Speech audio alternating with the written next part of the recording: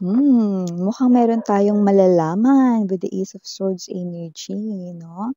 At ito ay isang klase ng puwedeng secret. Secret itong malalaman natin, pero hindi lang 'to basta secret na mare-reveal, 'no? Parang isa itong big revelation or isang malaking sikreto. 'Yan, 'no? Ano kayang sikreto 'to? With H. So, yeah, let's all find out. Maybe this is someone's secret. At yun yung aalamin natin, 'di ba? Kunyari pa kayo. Hindi lang naman akong tsismosa dito.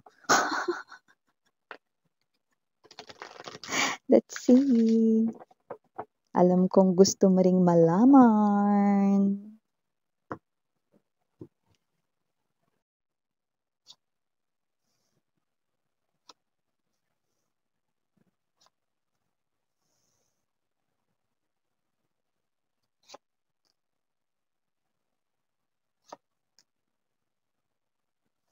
Okay. So, whoever it is that you're dealing with, no, lumalabas dito that with the Tower, 8 of Wands energy, 2 of Wands, no? We also have the 3 of Swords and the Ace of Wands, no? Dalawa yung nakukuha ko ditong scenario. But definitely, ito ay ang ex-lover mo. So, after the separation, after ninyong maghiwalay dito, others of them, pwedeng pumunta sa third party 'no, or yung iba naman mga babes 'no, wala namang third party pero after ng breakup ninyo, nagkaroon siya ng bago, you know.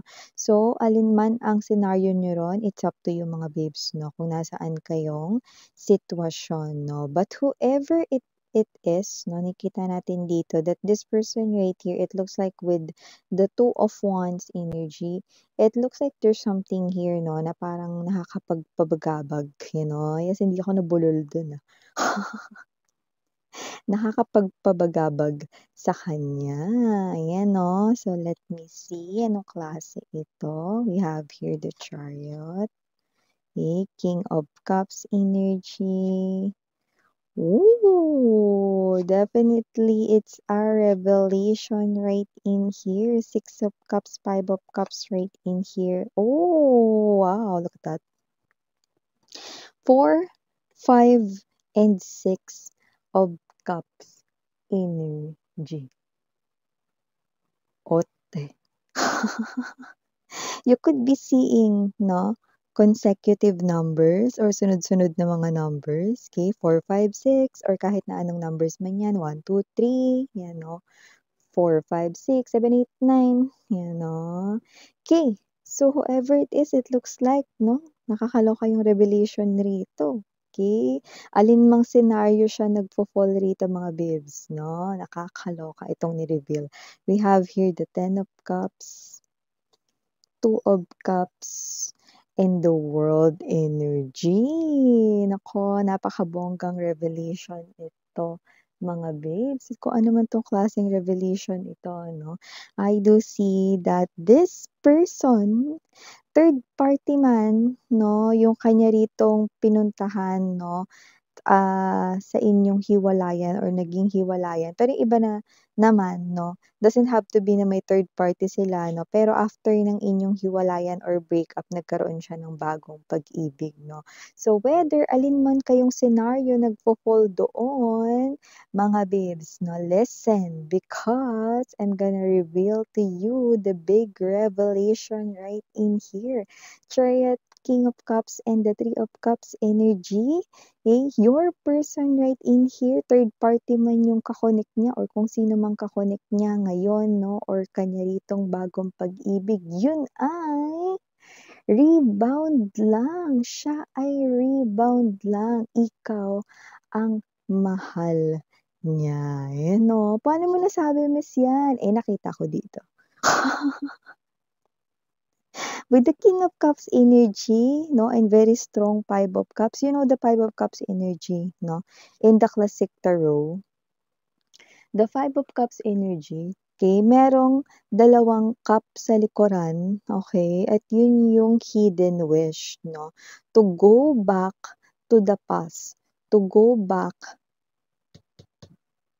to the one he or she truly loves. Pero doon sa classic tarot na Five of Cups, naka-focus siya sa harapan na natumbang tatlong chalices, no? Meaning to say, maaring kung kayo ito, na ito yung ex ninyo, maaring hindi na kayo open for another chance. Closed door na kayo, no? But definitely nakikita niya ito or kayo bilang missed opportunity, you know. So whether third party man, ang kanya ritong or pumunta siya sa isang bagong pag-ibig after ng breakup ninyo, no? Rebound lang yon. Third party man yon or bagong niya, rebound lang yon. Ikaw ang kanyang tunay na mahal. So, yun yung mga babes, no? By the way, bago natin 'to ituloy ng bonggicious, no, nakalimutan na nating batiin lahat. Hi and hello there everyone. My name is Yan. Welcome new subscribers, returning Istam buyers. Thank you sa inyong walang sawang love and support for me.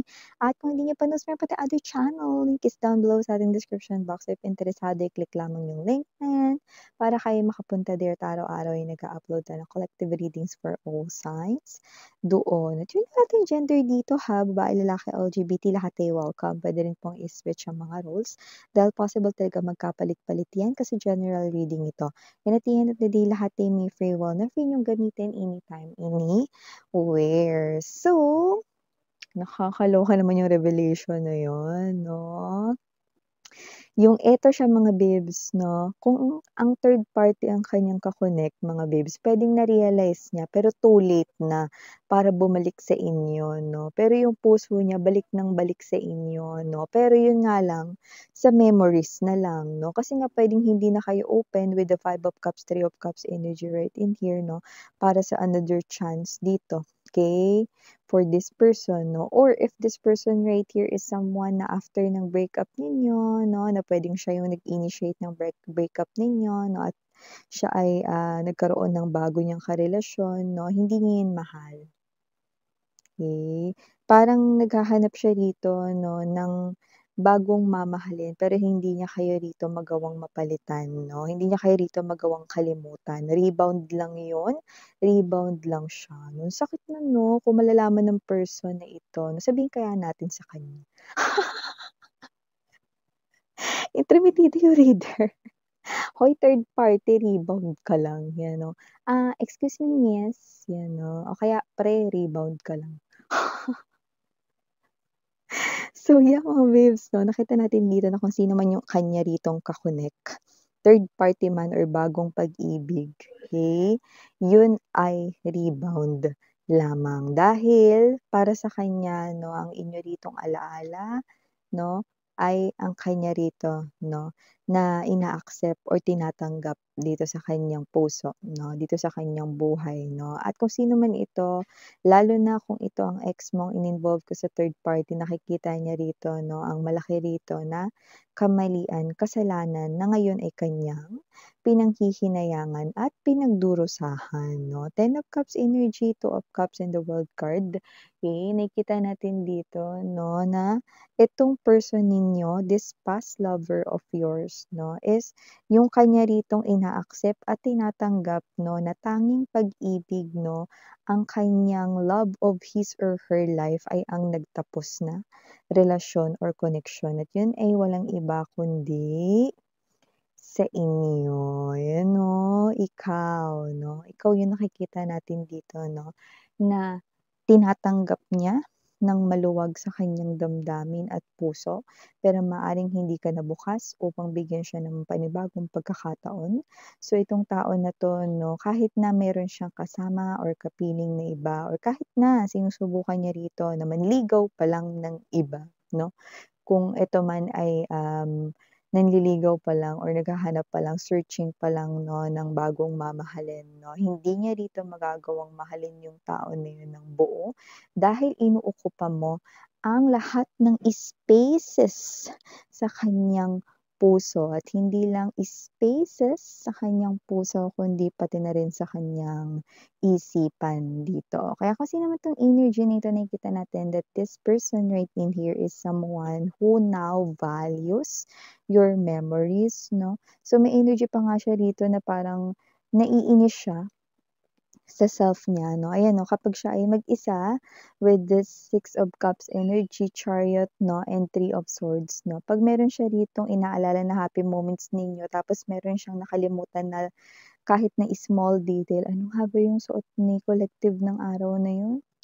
Bakit nakalimutan ko, hindi ko puwede makalimutan yun. See, whoever this energy is 'no, inaalala niya rito pati anong color ng suot mo or ano yung bagay na binigay mo sa kanya. Then kapagka kahit alin dun, then kapagka hindi niya maalala kahit na yung napaka-small detail lang, naiinis siya sa sarili niya 'no. So see, look at how this person here values you now.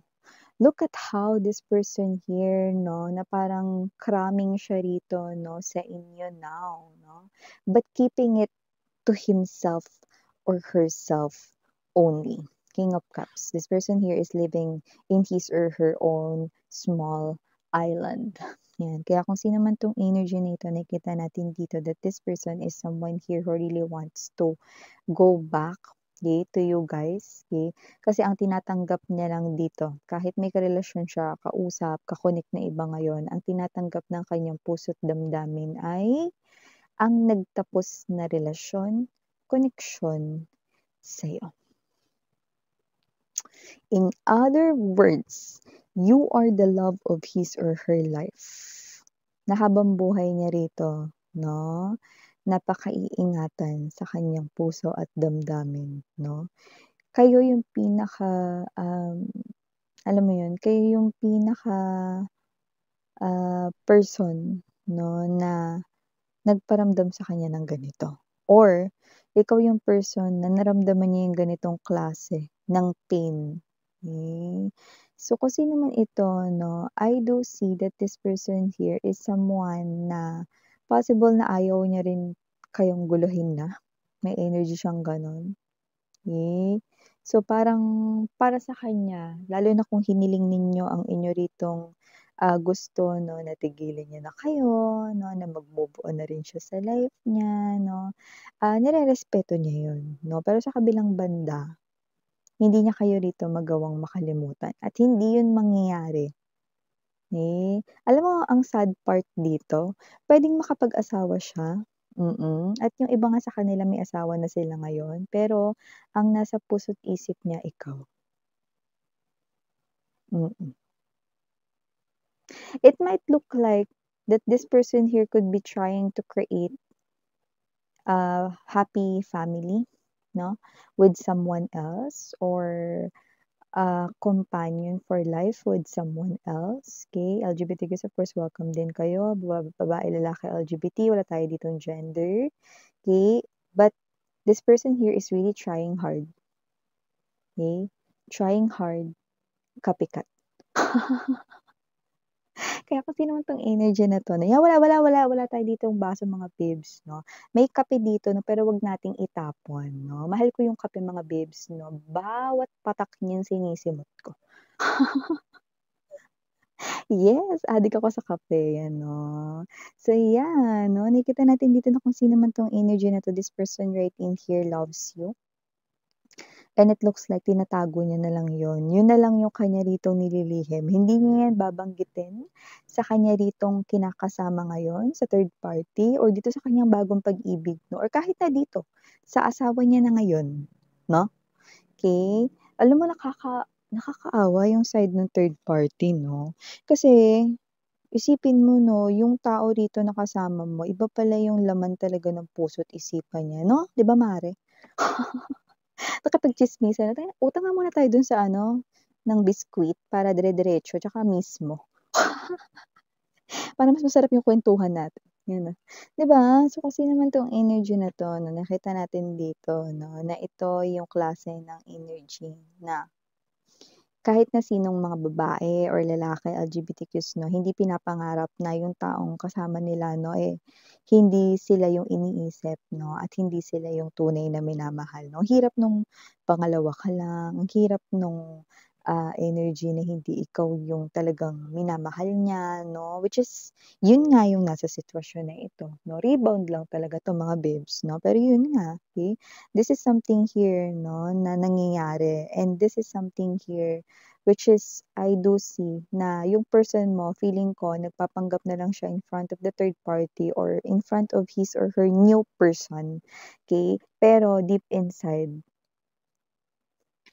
I love you with all my heart, okey. Yun ang mensahe niya sa'yo.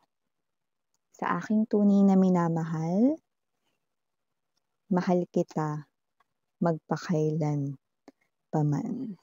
Hmm. So, for the initials right in here, unang-una na diyan, letter C.